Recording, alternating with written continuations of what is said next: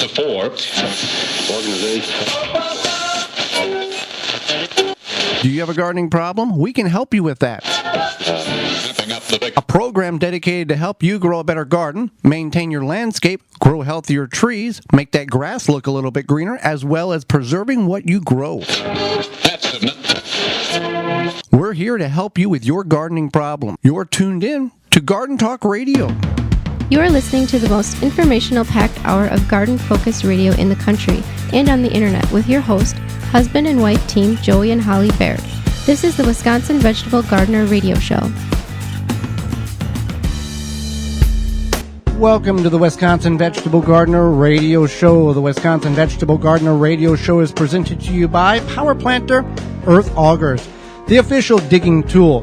To find the right size for your digging project, visit powerplanter.com. Thank you for taking time out of your day to join us to talk gardening for the next hour. Whether you're listening through your radio on one of the 16 stations our show is being broadcasted on here in 2020, through a radio app, or through our website. That website is thewisconsinvegetablegardener.com. Under the Season 4 tab at the top of the page, podcast replay or in-studio video replay. Thank you very much. I am your host, Joy Baird. Beside me is my wife, co-host, best friend, and gardening partner, Holly Baird. This program is for you, about you, to help your garden grow better, to maintain your landscape, to have healthier trees, to grow greener grass, preserving what you grow indoors and out. There's several ways in which you can get a hold of us. We're going to give you two of them today. You can go to our website and find more, but you can give us you can send us an email at gardentalkradio@gmail.com. That's gardentalkradio@gmail.com. We'll get your question answered, as well as you can give us a call anytime, day or night. Our number is 1-800-927-SHOW. That's 1-800-927-SHOW. We've got a big show lined up for you today. In the first segment, we're going to talk about 5 problems you're probably going to face with your tomatoes. And in the second segment, we're going to talk about nematodes, the good ones and the bad ones. And our guest will be Pam Farley, new author, and we'll answer your garden questions. So we should get in the program, Holly, and let's get into some of the common problems and maybe some of the more extreme problems that people may face with their tomato plants this year. Many of us, if not all of us, have them in the ground, and there's going to be problems. It's not going to be plant them now, harvest them in 90 days, and everything's happy and go lucky.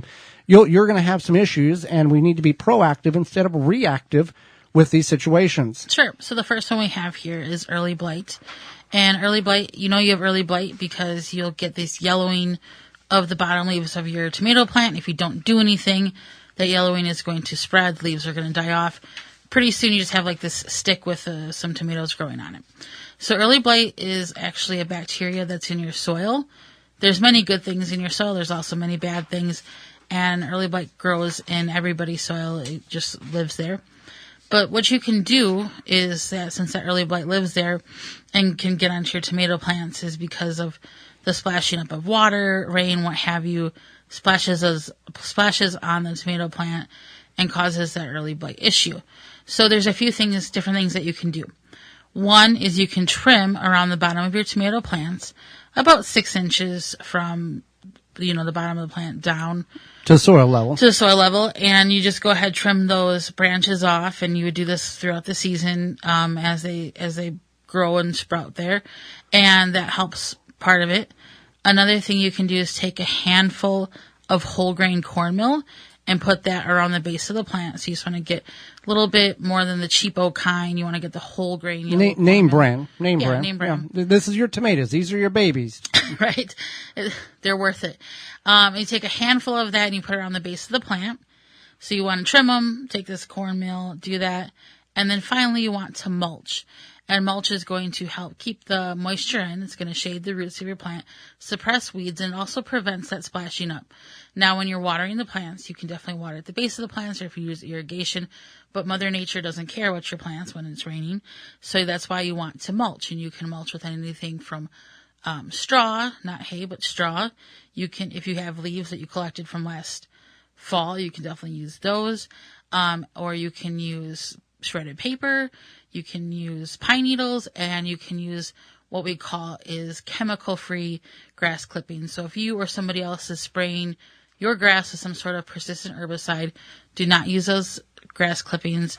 We want to use just regular grass clippings, and you want to dry them out a bit before you use them as mulch, because if you don't dry them out, they could possibly mold. And then if they're wet and then they dry, they'll clump together and the water can't get through them in order to properly water the plants. Now, even if you have a in-ground or ground level irrigation system, you still want to dry them and then place them on top of that irrigation system. You just don't want to throw the wet ones on there because of that fungal issue. And you can just spread them on your yard or on your driveway, what have you. They'll dry quickly in the sun. So trim the bottom 6 to 8 inches. Apply yellow whole grain cornmeal at the time of planting, and if you want to, halfway through the growing season, and mulch regularly to create a barrier of soil from the soil to the plant to reduce the splash up. Next one is leaf curl. Now this may not be the more popular one, but curling of the tomato leaves may be a sign of a viral infection. Normally this virus is transmitted through whitefly or through infected transplants. So if you got a transplant from a shoddy or El Cheapo garden center or back of a truck, this may be kind of the issue. Although physiologically the efforts for the tomato leaf curl does not ultimately affect the overall crop or the crop yield of the plant, when the tomato leaf curl, it is due to the viral infection. So we want to remove the infected part of the plant when necessary, if possible. Now, if the whole plant is infected, you can't just, you're going to have to remove the whole plant. You really want to look at the guidelines of no more than 25% of removal of leaves in order to help sustain and put the plant in a lesser of a shock. But if need be, you can remove, more than 25% of the plant. The key to managing the leaf curl is through prevention. So as you see it happen, you want to continue to remove those infected leaves, and if need be, protect the plant with a floating row cover that will keep the whitefly invasion at bay. That type of thing. There's other things in which you can use in order to keep the plant somewhat healthy. But that's the main thing. If you see a leaf curl, it's something that you need to be aware of. Okay, so then our third one is blossom end rot, and this is another right now issue. It's a more popular one. It's one of the most popular ones on social media because tomatoes are being formed and they're showing the black rotten portion of the bottom of the tomato, which is what is called blossom end rot. So blossom end rot is the lack of access of calcium to your plants. It's not the lack of calcium in your soil necessarily. It's a lack of access that your plants are having. So what happens is that many of us plant our tomatoes. It's late spring. We get a nice rain. We keep getting a few nice rains. And then it doesn't start to rain for a while. And a light rain doesn't mean a good rain. No, we're talking about soaking rains. But you think, oh, well, I should probably water my plants, but it rained 2 days ago. I'll get it tomorrow. Pretty soon your plants are fruiting. You have that brown grossness on the bottom of your tomatoes, and it's because that calcium is locked up into your soil. But you go online and you read, do this, this, and this. You water your plants, and then it gets rid of that, and you think, oh, well, that must have been the solution. When all along, it was just watering the plants consistently to help keep all of those nutrients flowing nicely through the plant. You have to have moisture in order to transmit the nutrients and the nutrients through the system of the soil into the plant. That's how it works. A dry soil does not allow the plant to uptake those things. Then we also have late blight, and unfortunately, late blight does happen to the best of us. We've experienced it once. It was in the November month because we had such a long growing season. Now, what late blight? It does happen later on in the season, hence the name late blight. And it infects your plant to where you have black and gray and brown spotches, not only on the stems and the limbs, but also on the fruit. And the fruit is inedible at that point. So you do not want to eat it. There is some ways in which you can be proactive in the prevention of late blight, and that's by copper fungicides you can spray. But however, if the plant has already been infected with the late blight, the copper fungicide that you spray on it does not work. It will not work. So if you do have late blight on your tomatoes, you want to get rid of them. You don't want to eat the fruit. And when I mean get rid of them, don't put them in your compost pile. Don't put them in the city's compost pile for municipality pickup. If you keep those spores warm enough over the winter months, then you will introduce that late blight into your garden far earlier in the growing season than what it's traditionally in the garden later in the season. Now, Holly, how does late blight come into your garden? What are we touching something, or what is occurring that allows that late blight to get into the garden and start infecting not only our tomatoes, but it can be our tomatoes too, and occasionally the possibility of eggplants and peppers in that instance too, but predominantly affects the tomato portions of your garden. Sure. So what happens is that it's spread through the wind. What occurs is that that's called infestants they either have survived over winter and then spread because of the wind. So if you have, even if you get rid of your plants, put them in the garbage, and you have late blight, it doesn't mean that everybody's doing that. And then you're the good gardener. You're the good gardener, but maybe your neighbor is not, or not your direct neighbor, but maybe your neighbor, 5 miles away, because it spreads through the wind, and it typically goes through a county or a couple counties. And so that's why we want you to throw those plants away. And our final one, Holly, is? This is septoria leaf spots. This is known to be a very popular one for a variety of reasons. And how does one get this, and how does one treat this, Holly? So it looks like basically you have these dark spots on your tomato leaves. And then eventually they fall off your plant. And this is a fungus. And this fungus is active from about 68 to 77 degrees Fahrenheit, and when the humidity is high. So we might not get it as much where we are, but other locations. Now we're in Zone 5A, up in the southeast Wisconsin area. But certain tomatoes are more susceptible, just depending on what the variety is. But what you can do is you want to make sure you're not using overhead irrigation, because that will, if it's humid where you are, that's going to increase the water or the humidity. And you just want to make sure that you are using, if you need to use a fungicide application, and then you would use that as like a foliar spray. And then you don't plant the tomatoes in the same place year after year. At least a 3-year absence in a certain area for those tomato plants to be in that place. But also overhead watering. If it rains, it happens. But you don't want to incorporate and be part of the problem with that. Now if you've had this issue before, and you live in an area with high humidity, make sure you're also spacing your plants. Mm-hmm. Air circulation is key. Yeah, air circulation is key. And that goes with anything that might get some sort of mold or mildew or fungus growth, like powdery mildew for viney squash and things like that. So you definitely want to make sure you're spacing them apart properly. And if you are in an area where you have that high humidity, and there's places all over the country, talk to the local university, talk to the garden center, and go, hey, what do you recommend? Because there are worldwide, there's about 10,000 different varieties of tomatoes. Now, not all of them are commercially available, but however, different tomatoes grow better in different geographical areas. A tomato that does really good in South Florida, probably not going to do as well in northern Wisconsin or the Dakotas. So we want to keep that in mind. So those are 5 of about 10 billion different problems you can have with your tomatoes. So hopefully that has enlightened you a little bit in order to figure out what to be aware of, what to prevent, what to be proactive instead of reactive with. Sure. Well, thank you for taking the time out of your day to listen to our show. This is our 16th show of 2020. Did you miss last week's show? We talked about... I didn't. I was here. About what your plants are telling you and what they need, and then 5 jobs that still need to be done in the garden, even if it's already planted.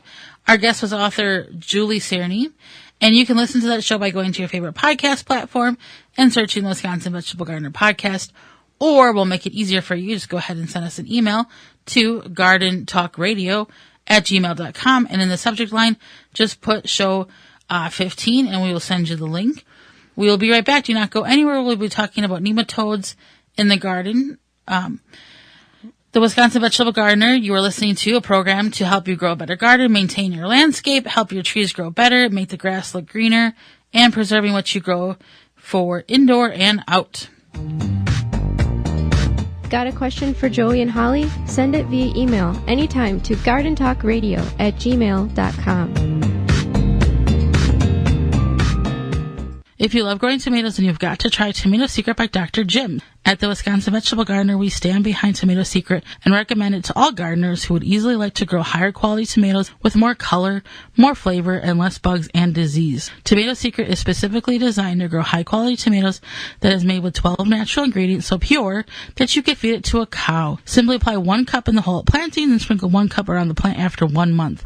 That is all it takes for the best tomatoes on earth. With this product, you do not have to guess what is wrong with your tomato plant because it has everything your plants need to be healthy and produce the most delicious fruit. You'll never grow tomatoes the same again. Grow the largest, juiciest, and most delicious tomatoes on earth. To find out more about Tomato Secret and other products, visit drjims.com.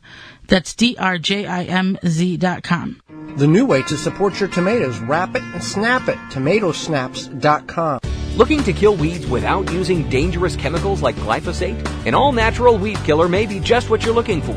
Green Gobbler's Vinegar Weed Killer is a concentrated herbicide derived naturally from corn. It's 4 times stronger than regular table vinegar, so it packs a punch against all kinds of pesky weeds. Use Green Gobbler's Vinegar Weed Killer to safely kill dandelions, crabgrass, clover, ivy, and more. It's perfect for driveways, pavers, fence lines, and other outdoor surfaces. Green Gobbler Vinegar Weed Killer is an effective and powerful herbicide, but it doesn't stop there. It's also certified for organic use, so when used properly, it won't negatively affect soil or wildlife.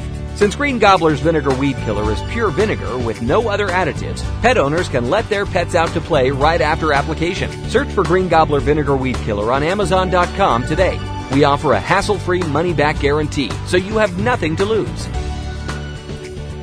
Protect your plants against damage with a 3-in-1 plant guard and special blend fertilizer. Visit ivorganics.com.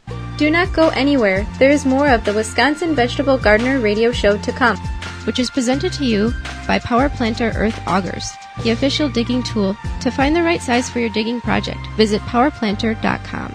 Trim Bin turns any chair into a workstation. Comfortably sort your herbs, dried flowers, cannabis, and more. Easily collect pollen with the static brush and mirror finish collection tray. High walls keep your work contained. To get yours, visit harvest-more.com. Made in California. The Simply Solar Greenhouse is a one-piece molded fiberglass greenhouse that is easy to install and maintain. Multiple sizes available. Check them all out at migreenhouse.com. Responsible watering, accurate, fast, and efficient.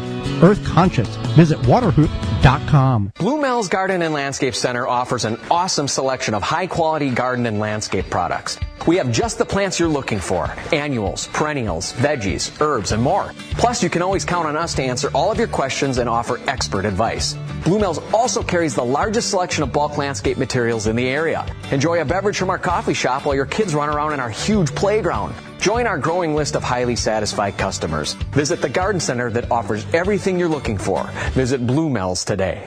Bluemel's 4930 West Loomis Road, 414-282-4220. The Wisconsin Vegetable Gardener radio show is brought to you by the following: Phylum Bioproducts, Spartan Mosquito, Dr. Jim's, Nasala Kabucha, MI Greenhouse LLC, Green Gobbler, Waterhoop, Seed Savers Exchange.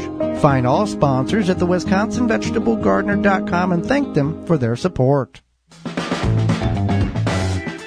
Now back to the Wisconsin Vegetable Gardener radio show, which is presented to you by Power Planter Earth Augers, the official digging tool. To find the right size for your digging project, visit powerplanter.com. Now here are your hosts, Joey and Holly Baird.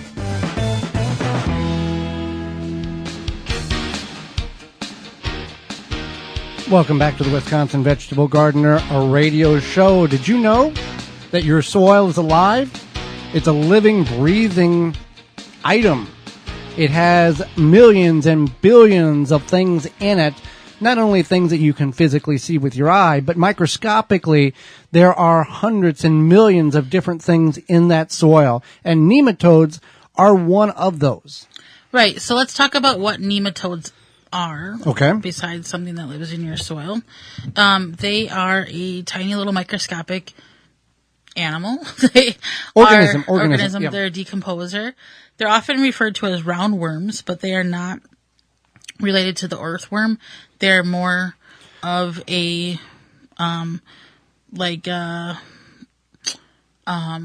closer to like a fungus almost, okay, because they break stuff down. They are the kind of the mediator between compost and breaking it down to a usable form for the plant to uptake. Right. So some nematodes feed outside of the plant and some kind of burrow into the plant. Okay. But they live in the soil, so they go to the roots of the plant. So some of them will kind of like work their way into the roots and some of them work around the roots. But the good nematodes break the stuff down. They can be beneficial to the soil in that way. The bad nematodes cause the damage. So when they are working their way into the roots, they're damaging the cell walls of the roots, which then in turn damages your plants, because if you damage the cell walls of the roots can't bring the food from the soil. And they inject their saliva into the cells of the plant and can introduce viruses and diseases to the plants. And that's why you're looking at a plant going, I'm not really sure what's wrong with this. Well, a lot, if not the majority, if not almost all the problems that your plant's going to face, a small percentage is above the soil. Many of it is due to what's going on beneath the soil. Yeah, you're going to have hornworms and cabbage moths and all that stuff. But when you look at the overall percentage of problems that your plant faces or issues it could have, below the soil is your top percentage. Right. And so they are different, that's for sure. So they are mostly harmless, but they can cause problems. And one thing that the good ones do is they get rid of some pest species that could be causing problems for your garden, and that includes weevils, the clearwing borers, cutworms, webworms, cinch bugs, and white grubs. So what happens is they attack and kill these pests by either injecting a bacteria into them or using them as their host. Okay. So all nematodes have these like little tiny mouths that have like a bunch of teeth, so they're almost kind of parasitic, like a leech. Okay. Now, if you have bad nematodes, and the only way you're going to figure out if you have bad nematodes, it's not you walk out of the garden and go, well, that soil is that color, that's bad nematode area, and this soil has that color, and that means those are good ones. Unless you see, and you plant a plant in the ground and you start seeing effects on that plant, and it's not from above, then one of your telltale signs is it could be that you have bad nematodes. If you've bought that plant from a questionable retailer or friend that has bad nematodes in the soil, that is a way of transferring them into your garden. But if you've grown in the same area for decades, if not a lifetime, and you've never had ill plants, then you don't have to necessarily worry about the issue of having bad nematodes in your soil. I know there's places like in South Florida where they have to do raised beds because the soil is so negatively impacted by the bad nematodes that they just convert to raised beds, and that's how they do things. Right. So one thing you want to keep in mind is with the bad nematodes is if you do have that problem, you would want to pull that plant out. You could sprinkle some diatomaceous earth in the soil and then mix it up, and that will help kind of get rid of the bad nematodes. But also throughout the season, if you feel you have that nematode problem, just keep kind of disturbing the soil in that spot. Yeah, you keep want to till it over the course of the growing season, the winter months, expose the nematodes to the environment where the roots were at. Throw that soil, till that up, and the freezing temperatures and the dry, cold winds will help kill some of those surviving nematodes. Now, it's not necessarily you're going to get rid of all of them, because it is okay to have some bad nematodes in the soil. You just don't want to have that overpopulation of them that controls everything that's going on, which is detrimental to the plants. Right. Another thing is, as Joey had mentioned, bringing them from the garden center to your home. Another thing is if you feel that you might have bad nematodes, and just in general, like if you have maybe garden shoes that you think could have some sort of pest on them, you don't want to keep chomping them around your garden. Same thing with like shovels, trowels, clippers, whatever. Yeah, if you're going from your backyard to the community garden to a friend's backyard, this is where not only nematodes, but the jumping worm eggs can be transferred over. How do you know if you have bad nematodes? Well, there are signs of stunted plant loss and vigorous reduction of yield, unusual growth habits, and when you dig the plant up, the roots, you can visually see that there is something not right with those roots. They're damaged. And this is a persistent problem when you have nematode infestation. And the best situation which you can do is everything when we talk about gardening, and that's why it's very rare that you ever have a national syndicated gardening show like a sports show or a political show, because there's so many different geographical areas and microclimates and zones in the United States where one answer does not fit all the problem. If you have a problem, maybe you're in Texas, if you're in Portland, if you're in Raleigh, you want to get a hold of your local extension office and see what they know about the problem, see what they recommend, because yeah, it may work well here in Milwaukee or South Dakota or wherever. Doesn't mean it's going to work well in Phoenix or Oklahoma City type of situation. So a lot of times in gardening, a lot of things do cross over where you just have to alter the dates and times for application, but some things it's regional and specific to that particular area of how to deal with it. Some plants are more commonly attacked by the roots, or at the roots. Okay, what would those be? And that would include cherry tomatoes, potatoes, peppers, lettuce, corn, and carrots.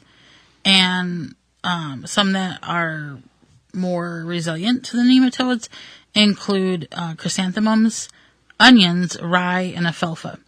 Well, I mean, if we don't, and you talk about if you're unable to grow some of those crops, whether you have bad nematodes or not, you can always support your local farmers market by going and purchasing them there. But those are good to know that those some are good and are more susceptible and others are not. And I think one thing to note is that if your plant looks sickly or poorly, you're not going to bring the baby back. Well, no, but you want to figure out why. Yeah. So, as we talked about, tomato problems, it could be something like a lack of something in your soil. It could be something like a nematode.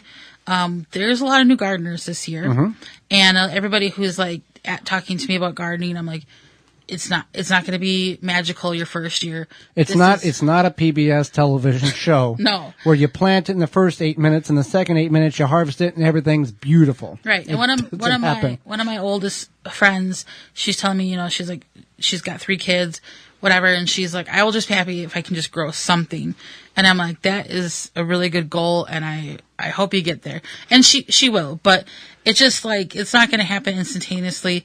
And if you end up with a bunch of greens, or maybe you end up with pounds of tomatoes. But as Joey mentioned, you definitely want to support your local farmers market, and that's key. And then, just because, let's say you do have bad nematodes and you don't properly identify and you go, well, next year will be better.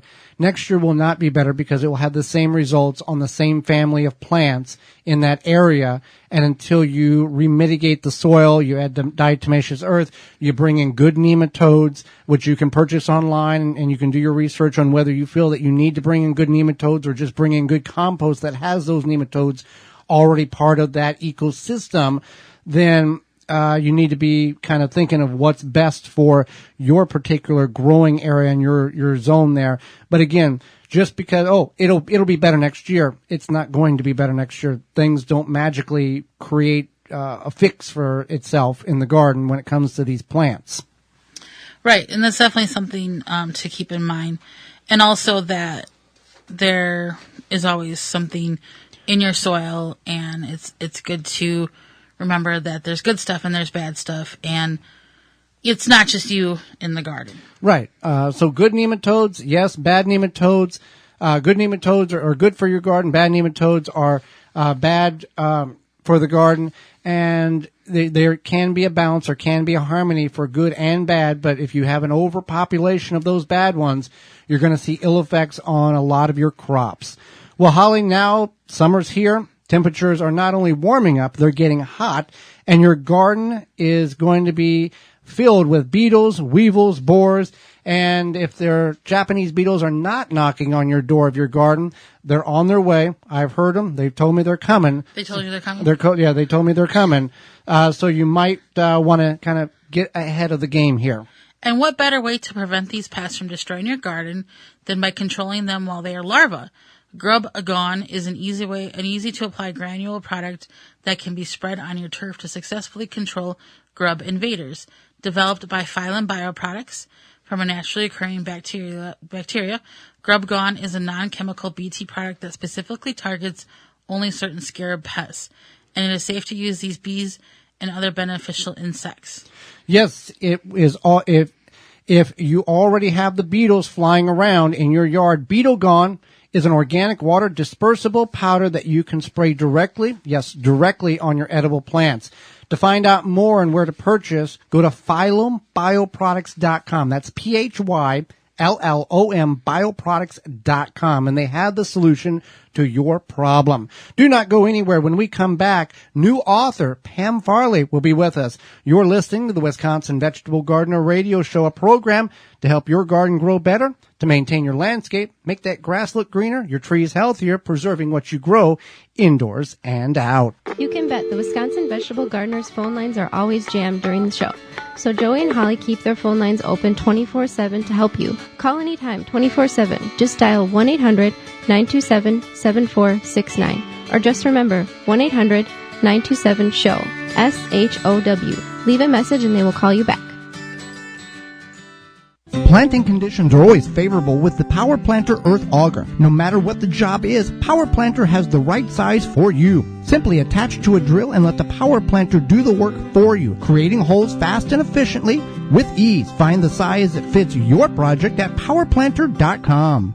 Tree Ripe Citrus Company has top quality produce that comes right to your neighborhood with the freshest peaches and blueberries you'll find. To find locations, go to tree-ripe.com. Do not settle for the rest when you can have the best peaches and blueberries with Tree Ripe Citrus Company. Go to tree-ripe.com. Seed Savers Exchange has been saving, preserving, and sharing heirloom seeds since 1975, and today continues to provide those seeds to gardeners just like you. With 600-plus varieties offered in this year's catalog and 18,000 listings on their exchange, their gardener-to-gardener seed swap, Seed Savers Exchange is keeping cherished seed varieties alive. Visit seedsavers.org to request a free catalog or to purchase seeds online for this year's growing season. That's seedsavers.org. Tired of breaking your back while pulling weeds? Worrying about spraying chemicals around plants you want to keep? CHAPIN has the solution with the Weed Devil. The CHAPIN Weed Devil is a compact, lightweight, long-handled weed-killing machine. Powered with a rechargeable battery, you can start spraying with the touch of a button. Just choose your favorite herbicide, fill the tank, and spot spray as needed. To order the CHAPIN Weed Devil, visit www.chapinmfg.com. Brought to you by Blue Ribbon Organics, providing locally made organic compost and soil blends for gardens, farms, landscaping, and more. Visit blueribbonorganics.com or call 262-497-8539 to find their products nearest you.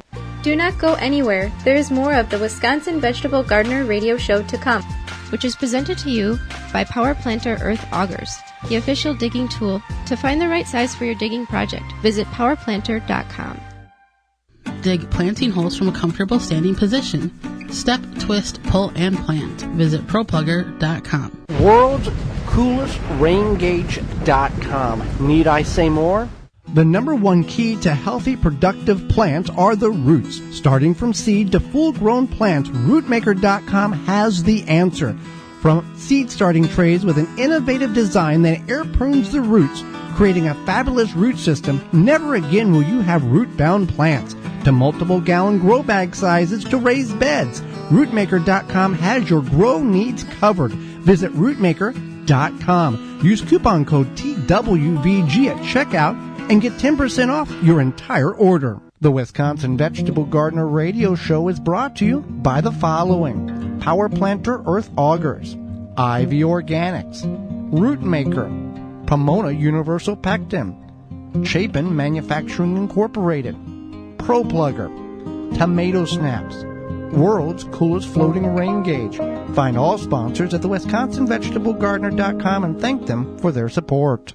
So you may still have some projects that you're trying to get accomplished, whether adding mulch, whether adding some gravel, whether topping off some grow areas, some grow beds, some raised beds. You can certainly get all that accomplished by getting a hold of Bluemel's Landscape and Garden Center just off of Layton and Greenfield. They got 40 varieties of bulk material, largest in the area. You can have it delivered, or based on what you're needing, you may actually be able to go pick it up yourself during the current situation. You can find Bluemel's at 4930 West Loomis Road, just off of Layton. You can give them a call at 414-282-4220, and you can check them all out at bluemels.com. Now back to the Wisconsin Vegetable Gardener Radio Show, which is presented to you by Power Planter Earth Augers, the official digging tool. To find the right size for your digging project, visit powerplanter.com. Now here are your hosts, Joey and Holly Baird.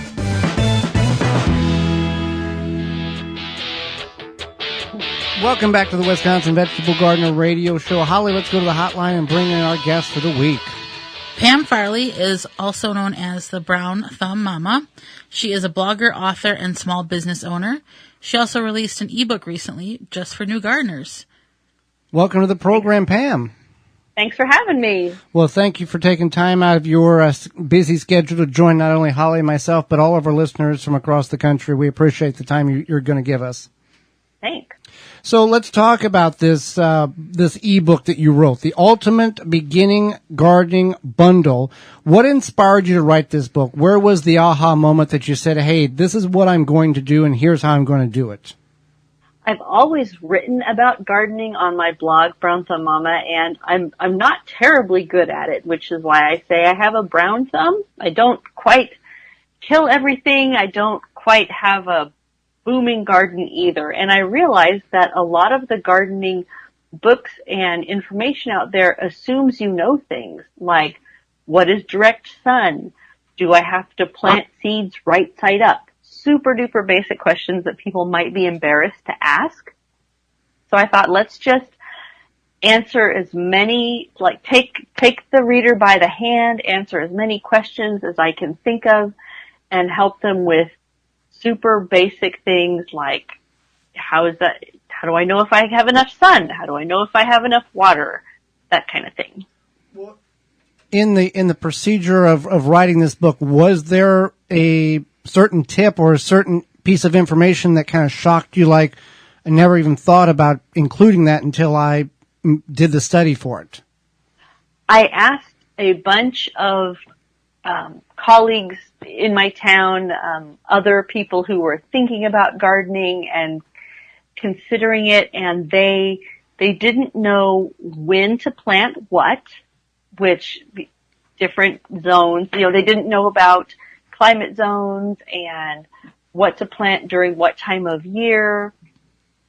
So I made sure to put together a list. There's a list in the bundle with every U.S. planting zone and all of the vegetables you can plant on each individual month. So whether you're... And the other thing is that with your zones, a lot of people, and I'm sure you ran into this, that people think gardening only happens in the spring and summer and then you're done until the next year. But you can actually, in some zones, grow literally year round. Yes. I'm in zone 9 and there is actually something we can plant every single month of the year. It's fantastic. That's definitely a very versatile book, and and information. Now, what are some commonly used essential oils in the garden, and what are they used for?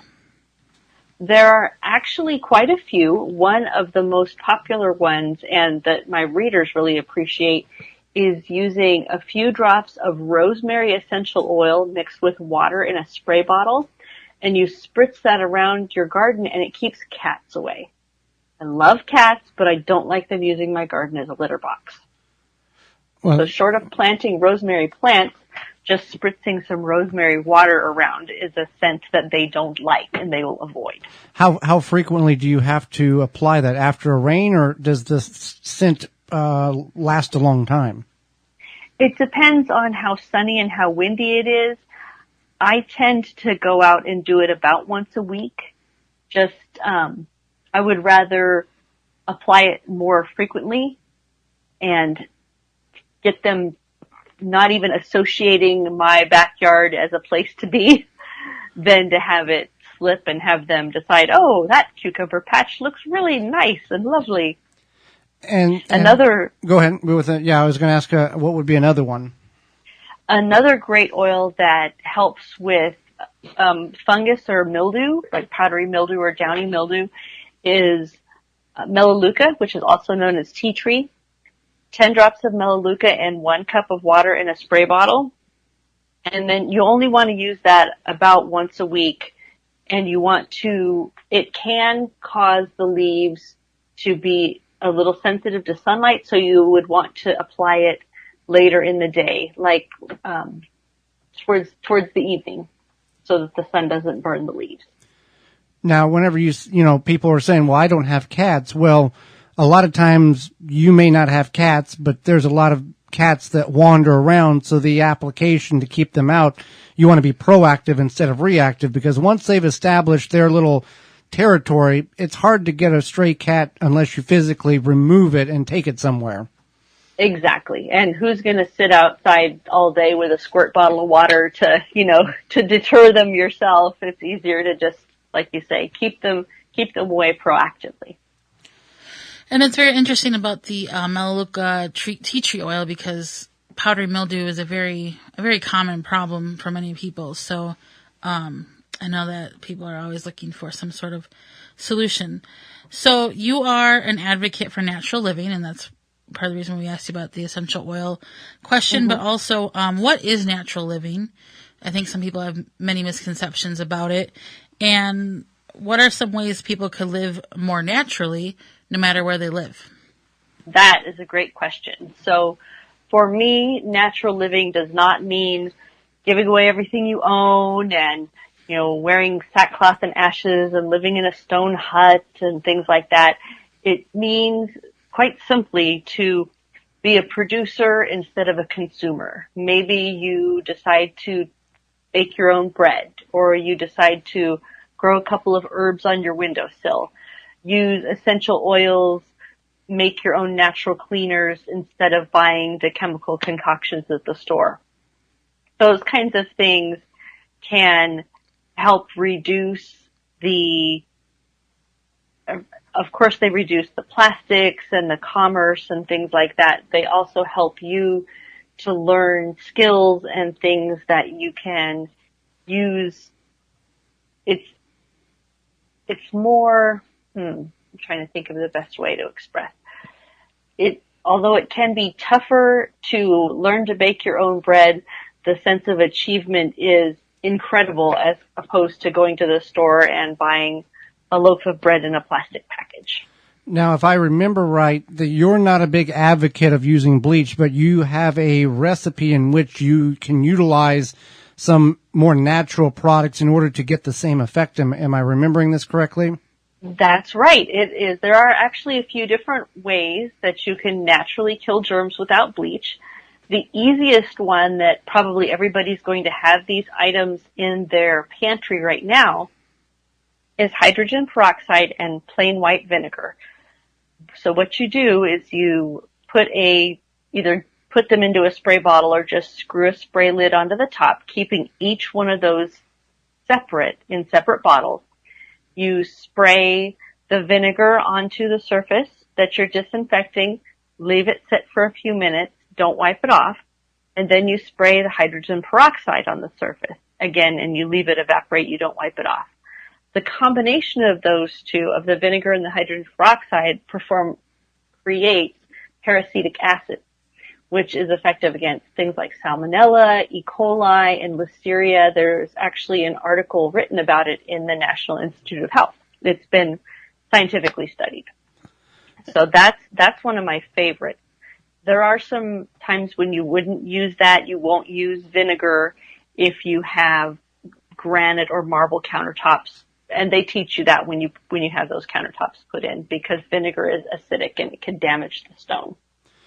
Well, very, very interesting when it comes to what naturally, and that's what a lot of people, they've been brought up to go to the store. That's where you get the products. But there's a lot of, everything in nature has a purpose. And if we understand what that purpose is, we can be probably better off health-wise, but also financially as well. Exactly. Yeah, definitely. And something like using vinegar and peroxide, or even just, something, even if you want to use like rubbing alcohol, a bottle of rubbing alcohol to make some sort of diluted wipes or whatever, is a lot more cost effective than purchasing ones that are pre-made for you. That's supposed to be flushable, but they really aren't. Well, yes. I'm talking about like surface wipes, but yeah. And exactly. And if your kid got, bleach in their eyes or anything like that, it's so much more damaging. So how can people find out more about you? How can people get a hold of the ebook that you wrote? Where can we all go to learn more about you and purchase the book? So everything is available at brownthumbmama.com, spelled M-A-M-A.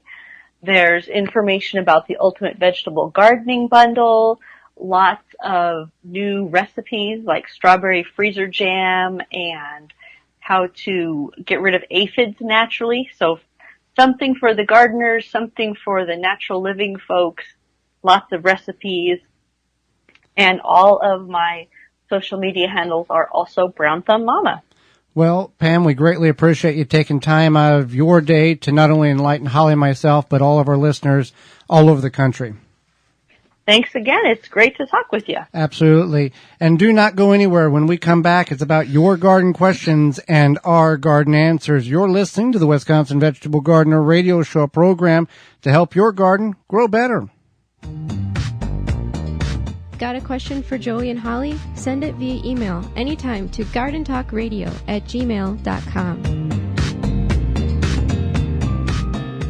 Pomona's Universal Pectin is a high-quality pectin that gels reliably with low amounts of any sweetener. If you're trying to reduce the amount of sugar in your diet, you'll love Pomona's Universal Pectin. Now you can make healthy homemade jams and jellies sweetened to your taste. You can use sugar or honey to sweeten. Pomona's Universal Pectin keeps indefinitely when stored in an airtight container. Easy to use, versatile, and comes with directions and recipes in every box. Find out more and where to buy at PomonaPectin.com. Also available at natural food stores and online. Chip Drop is a website you can sign up for free wood chip mulch delivery right to your door. For free, Chip Drop connects homeowners and gardeners with tree services who are trying to get rid of their wood chips. You can also sign up to get free logs and firewood. Go to chipdrop.com to learn more and sign up for a free account. Make watering easy. DripWorks provides quality drip irrigation supplies and equipment to gardeners just like you for all your growing needs across the U.S. and Canada. Purchase online at dripworks.com. For all your indoor growing needs, equipment, and supplies, it's WeGrowIndoors.com. Do not go anywhere. There is more of the Wisconsin Vegetable Gardener radio show to come, which is presented to you by Power Planter Earth Augers, the official digging tool. To find the right size for your digging project, visit powerplanter.com.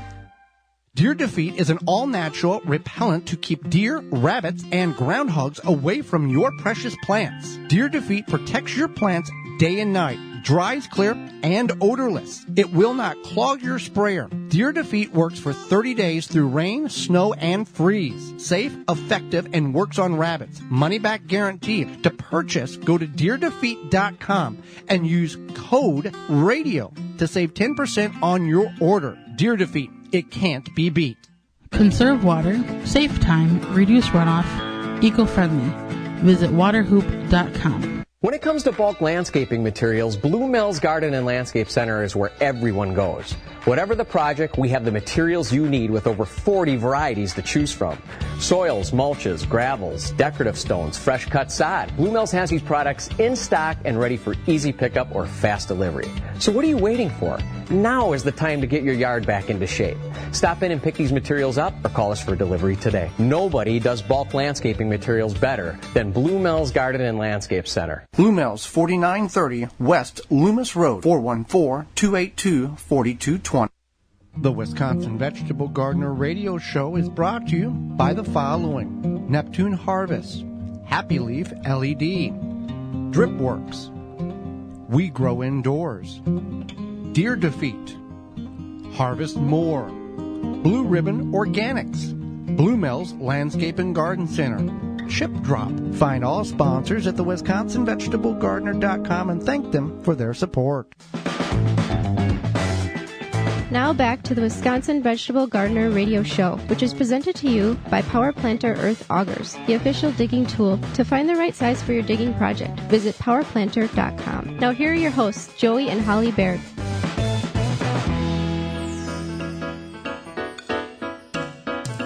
Welcome back to the Wisconsin Vegetable Gardener Radio Show. Thank you for being part of the program today. We greatly appreciate you hanging around. It's time to get to garden questions and garden answers. If you've got a question, you can submit it to us two ways, several ways. There's many ways, but we're going to give you two of them. You can send it to us via email at gardentalkradio@gmail.com. That's gardentalkradio@gmail.com. Or you can give us a call anytime, 24/7 at 1-800-927-SHOW, 1-800-927-SHOW. Got a question about cabbage here, Holly? Yeah, why are my cabbage transplants turning yellow? Well, this is one of those that we talked about earlier in the program about a photograph would be a little more helpful. But my first impression, based on personal experience, would be overwatering by either you or by the rain. The reason being is it's flushed out the nitrogen in the soil, not completely, not 100%, but it's leached that nitrogen out of the soil. And to fix this, you can top dress it with some more compost around the plant. You can add a compost tea. You can water that in. That compost tea contains some nitrogen to it, kind of help fix the problem a little bit and build the microbial life up in the soil. You can use a liquid fertilizer. However, I wouldn't use a granular fertilizer for this application simply because it's not going to break down in a timely manner in which the plant can utilize it and pick it up as quick as it needs to in order to readjust the nutrients inside of the plant. So the best would be a liquid of non-organic and water it right at the roots. That would be what I would suggest with any discoloration of plants. It's typically, when you see that lack of green, mostly it's nitrogen deficiency. Okay, another question we had come in is I took an onion that had sprouted greens and planted it. Now I'm starting to see the seeds slash flower come in. So my question is, should I cut the flower and let the onion develop more, or should I let the seeds grow? Let the seeds grow more, because now that the onion has already developed a seed pod, the bulb will get slightly smaller, and it's already got a stalk through the root of the bulb, and you can utilize that bulb. However, it's not going to have a long shelf life because it will start, biodegrading or fall over time, because it's not solid in the central portions of that bulb. So that we don't always recommend planting an onion that has sprouted, simply because you do not know what variety of daylings it is. If you save an onion seed from, it's a short day onion in the north, it's not going to do any good by growing it in a short day onion, and you try to grow it in the north, it's just going to have greens and no bulbs. So I always buy fresh seed each week, or each year whenever you're going to do the onion thing. Here's one for you, Holly. I was driving and listening to your show. I listen on WAAM 1600 Wham Radio out of Ann Arbor, Michigan. Thank you for that. I have poison ivy growing in and around both berry bushes and landscape flora. Your advertiser CHAPIN, some kind of sprayer that you can spot spray herbicide. I missed the website. Can you provide that for me? Thank you, Ron. Sure. So, and we replied to him, but that would be the CHAPIN manufacturing. So you go to CHAPINMFG.com, and it's called the Weed Devil. You can also go to Amazon and search Weed Devil, and it pops right at the top. So it's a very cool tool that it has a shield where you can just put an herbicide in the tank, squeeze it, it's battery operated, and it'll spray specifically where you want it. No blowback or drifting will occur. Next question here. It's a little lengthy, but it's got some good points in that we are going to answer and address. Hello, I've been growing and learning from your videos and podcasts all spring, and I'm grateful for the information you both share with all of us. I have a problem with my tomato plants nobody has been able to help me with. I started around 15 Rutgers tomato plants from seed this spring, and I have planted them out in the garden now. They have been growing okay. The problem is I have no idea if they're determinate or indeterminate variety.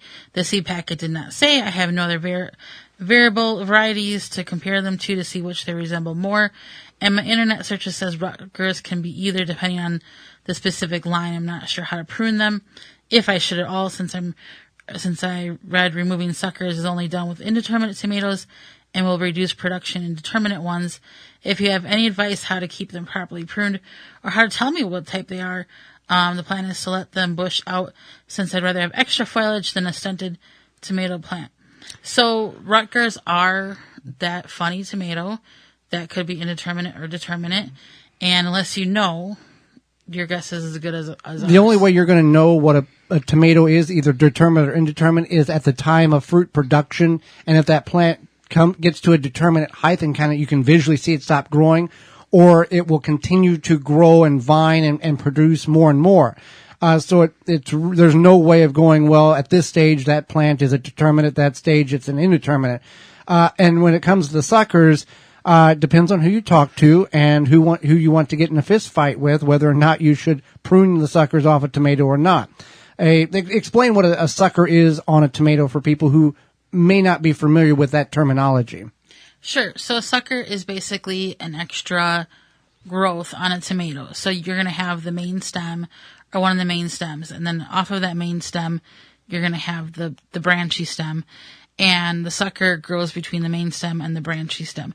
So if you think about holding your 3 fingers up, it would be your middle finger. If you're holding up your pointer finger and your ring finger, and you're thinking of that like a tomato plant, the middle finger would be the sucker. And a lot of people do prune the suckers, especially, if they have time. We grow, however, what do we grow? Like 30 some tomato plants. We don't have the time with everything else. Some people like to. Some people say, oh, you must trim these. Some people say live and let live. Well, and if you don't trim them, they will produce flowers and they will produce more fruit on the plant. So our philosophy is if the plant didn't want them to be there, the plant wouldn't have put that outcrop on that junction of the limb to produce more tomatoes. So it's up to your decision on that. Next question here. Jonah writes in, I had these leaf spots on my tomato plants. They are black spots. They are in black pots. And could this be blight? I've got soil, but it's of organic potting soil. She did send a picture, and it doesn't matter if it's organic potting soil or not. It's a soil base, and it's going to have blight in it. Blight's in all soil, so that is what it is.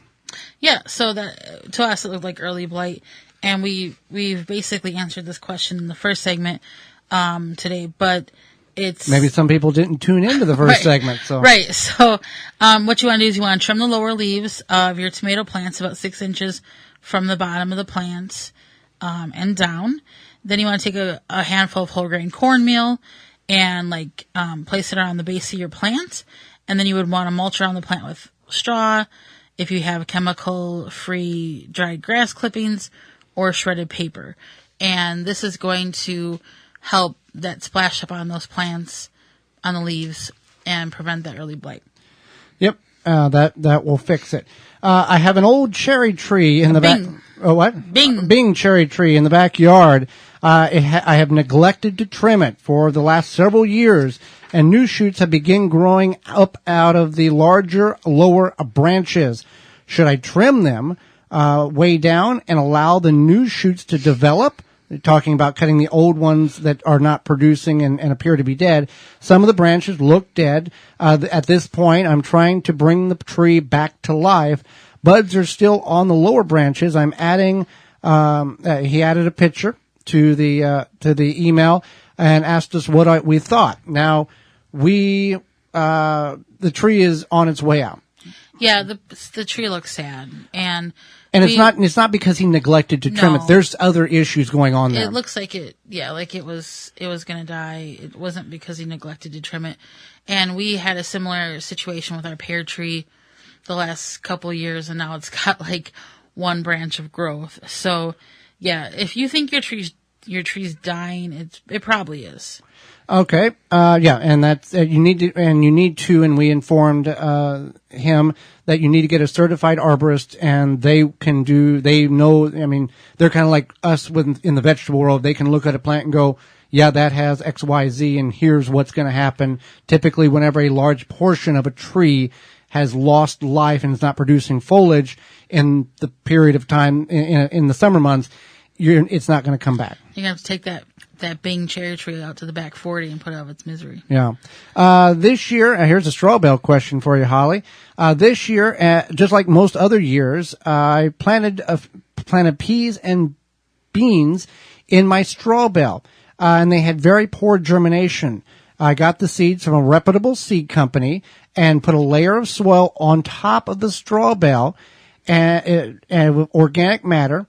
And they did very poorly. My tomatoes and potatoes did awesome, but for some reason I only got 3 or 4 peas and a few bean seeds to germinate, to grow nicely. Any idea why this has occurred with the straw bale? Well, what you want to do is you want to take the planting mix, a potting mix, and make a thin layer on the top of that bale, and then it will germinate into the bale at a certain point. You want to work that soil into that top layer too, so that roots can penetrate not through just the soil, but as the soil is worked into that bale, the roots will go follow that soil into the bale, and then if the bale is conditioned correctly, which is the creation of humus inside of that bale, that's the feeding mechanism for the plants. So whenever she planted her tomatoes and potatoes in there, it was already in that humus. But the beans hit that rough straw because the soil wasn't worked into that top bit, and they just kind of petered out. They didn't do anything. So keep in mind whenever you're doing that. Joe Carson, who was a guest on our program and has several great books on how to garden in a straw bale, and the number one failure is I just put a bale out in the garden, watered it, and planted it, and that's not how that works at all. Sometimes you got to give a little help. So we are out of time, and we thank you for yours. Miss any portion of this show, or you want to revisit it, you can do that by going to the WisconsinVegetableGardener.com and clicking on the Radio Season 4 tab at the top of the page.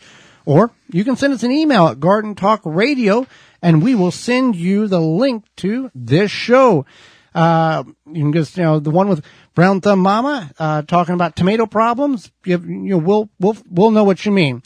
You can also find all other content at our website, the WisconsinVegetableGardener.com, in garden videos as well as in studio videos. Join us next week on the program where we'll be talking about canning what you grow, what you need to know and what you make sure you do and not do. Also gardening in the effects for positive mental health. Our guest will be Marion Nessel will be with us, and your garden questions will get answered. Be sure you tell your friends that this program is on the radio, as that's how our message gets heard and spread, by word of mouth. So until next week, for Holly Baird, I'm Joey Baird, and we will see you in the garden.